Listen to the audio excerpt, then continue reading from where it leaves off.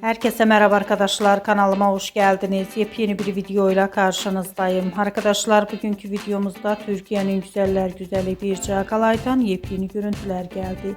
Birce Akalay'ın gala gecesinden olan muhteşem görüntülerini sizler için YouTube kanalımda video halinde sunuyorum. Umarım beğenirsiniz. Arkadaşlar videomu beğendiyseniz kanalımı izlemeyi ve bildirim butonuna basmayı unutmayın. Şimdilik benden bu kadar olsun. Yeni videomuzda görüşmek üzere. Hoşça kalın.